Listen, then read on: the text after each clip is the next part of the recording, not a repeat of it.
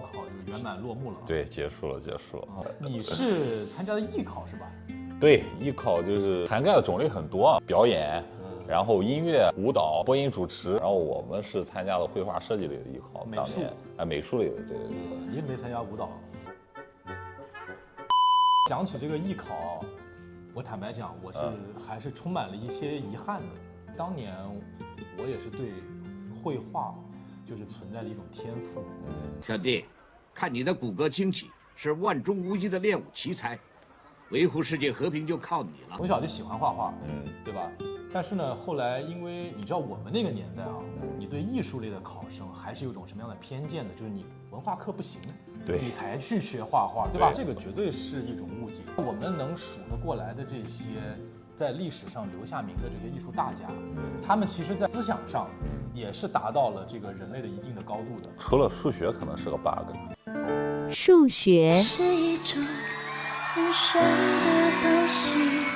从什么时候开始，艺考变得异常的火爆？各个高校都在开设这种艺术专业，带来的一个问题就是说，这个扩招的力度一大，就是林子大了，什么鸟都有。你看这2年这个手机上出现，对吧？各种各样的关于艺考的一些奇葩的作品。对，艺考翻车啊！我印象最深的就是一个中国美术学院的一个学生，当年他做了一个毕业设计作品，他就从一些艺考的一些作品、一些翻车作品里面找出来一些，做成了雕塑。他这个作品背后的意思，我觉得是在做了一些调侃，然后也是在提出了一个问题。有一些画家，比如说画抽象画了，比如说画表现主义了，然后他的形也不准，然后他的形态可能也是比较怪异的，也是变化的。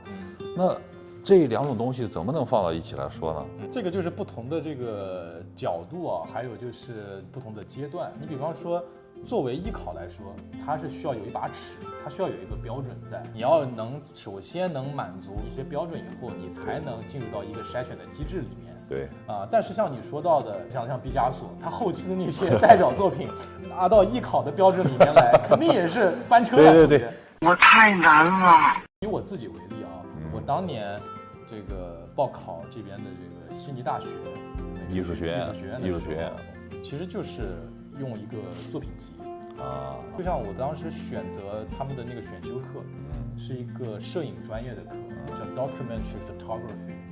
当时就有一个学生让我很诧异，他拍的那些作品就是他家冰箱上一些瓶瓶罐罐，然后也没有所谓的好像用光啊，或者说什么怎么构图。我当时看我就傻了，我说这玩意儿他也好意思拿出来，也好意思拍，你体会不到它里面的所谓的美感也好，对吧？他所想表达的一种审美情趣也好，经过了那1学期以后，我才真正的意识到，我觉得我整个人是属于一种脱胎换骨的。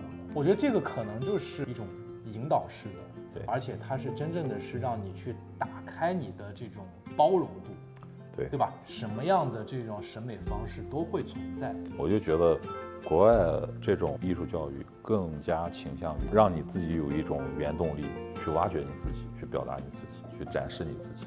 我觉得这个东西可能和国内这种命题性的东西会有很大的差异。像这种所谓的小朋友的涂鸦，对吧？在很多大人来看，说你这个画的是什么东西，对吧？你这个画的又不，你画的又不像，你要画什么东西要像。我觉得这个是非常大的一个误区。这样就把你的小朋友的这个想象力一下就限制住了。就比方说前段时间有一个例子嘛，这位父亲呢，然后他比较有心，他叫 Thomas， 然后是在日本工作的一位法国的插画师，把小孩这种随手的涂鸦，然后不受想象的这种控制力，然后加上他一些技巧，然后做了一些表达，稍微成熟一点的表达。其实毕加索他最后一生所在追求的就是说，我要放下所有的技巧，对，像小孩一样天真的画画。毕加索的技巧那已经是到了一个，对啊，他所谓的就比如说那种写实类的东西，在他早年间，然后9岁10岁的时候就可以开那种画展了，就已经很娴熟了。是。